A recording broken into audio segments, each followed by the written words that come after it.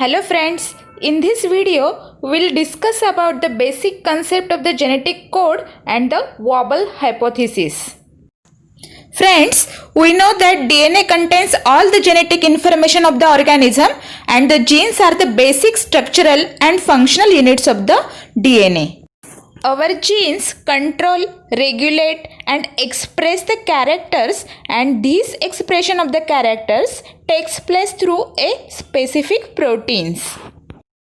We know the central dogma of protein synthesis. According to this, the segment of the DNA, that means gene, is firstly transcribed into mRNA, and from mRNA protein synthesis takes place through the process known as translation.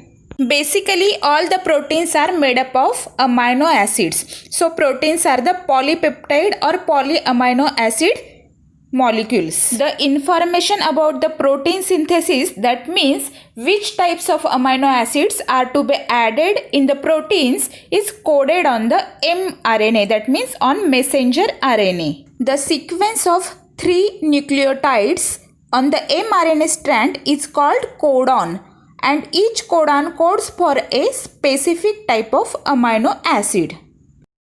We know that in RNA there are 4 types of nitrogen bases, that are adenine, uracil, guanine and cytosines. So, total number of the possible combinations of the triplets codon, that are 4 raised to 3 is equal to 64. That means there are 64 types of possible combinations of the triplets codon. Among the 64 codons, 3 codons serve as a termination codons or stop codons. That means they code for the termination of the protein synthesis. They do not specify any amino acids. Okay, so therefore they are known as non-sense codons. And other remaining 61 codons are known as sense codons, and these sense codons codes for 20 essential amino acids required for protein synthesis. Let's see some general characteristics of the genetic code. Okay friends, as we discussed, genetic code is a triplet, that means it is set of 3 nucleotides arranged on mRNA and they are commaless, that means they are arranged on mRNA one after other without any gap. Then next characteristic is genetic code is non-ambiguous, that means it should not cause any confusion. Each codon will specify only a particular type of amino acids. But there are some exceptions to this rule. For example, AUG is a start codon, and this start codon is also codes for amino acid methionine. But if AUG is not available, then codon GUG, which is actually the codes amino acid valine, it codes for the methionine in absence of AUG codon. Friends, it should be noted that the methionine is always added as a first amino acid in any type of polypeptide chain, because codon for methionine is also acts as a start codon. Then, as we discussed earlier, the genetic code has start and stop signal.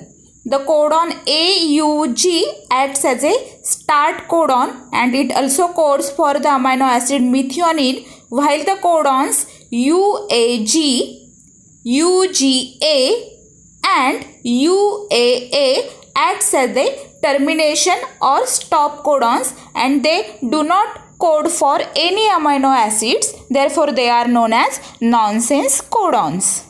Then the next characteristic is the genetic code is degenerate. As we know that there are 61 codons which codes for only 20 amino acids. That means there are 2 or more codons that codes for a single amino acids.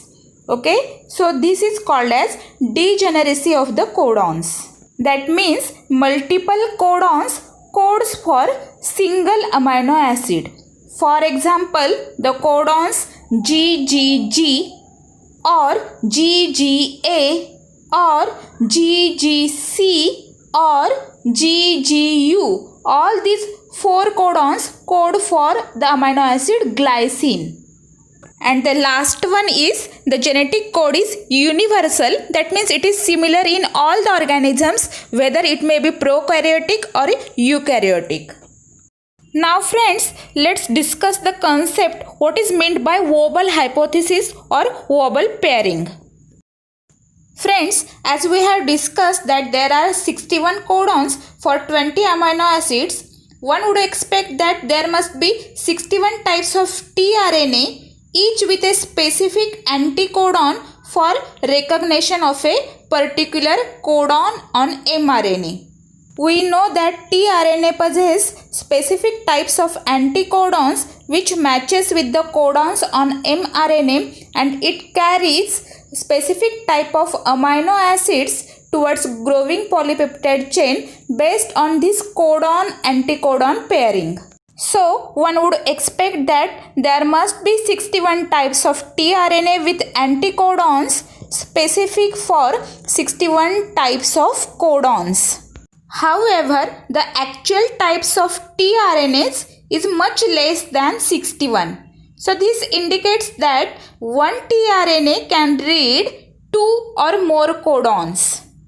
Friends, in 1966, Crick proposed the Waddell hypothesis to explain this concept. According to this hypothesis, in codon-anticodon pairing, the third base in triplet codon may not be complementary. This third base is called as a Waddell base, and this position is called as a Waddell position. This can be explained with the example you are observing in the present figure. Friends, you can observe in this figure there are 4 codons for the synthesis of the amino acid valine, that means GUU, GUC, GUA and GUG. All these 4 codons codes for the amino acid valine. And for all these 4 codons, there is only one type of tRNA with anticodon CAA.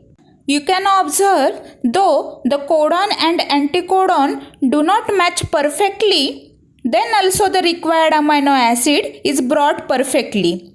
This enables the economy of tRNA.